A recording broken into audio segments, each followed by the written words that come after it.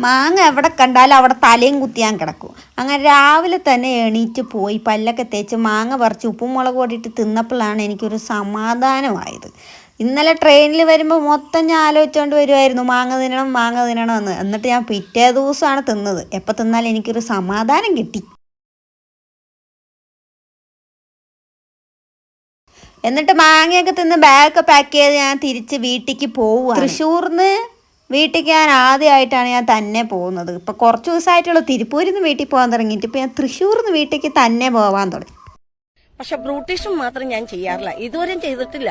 കാരണം ജനിച്ചപ്പോൾ കാരണന്മാർക്ക് നല്ല ഭംഗിയുണ്ട്, കോലമുണ്ട്.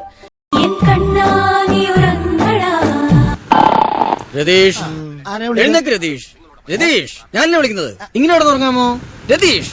അങ്ങനെ ബസ്സിലൊക്കെ കയറി വെയിലടിക്കാത്ത സ്ഥലം ഞാൻ കഷ്ടപ്പെട്ട് ആലോചിച്ച് കണ്ടുപിടിച്ചു. എന്നിട്ട് എന്തായി, സൂര്യൻ എന്റെ മുഖം നോക്കി ഇരിക്കുവായിരുന്നു.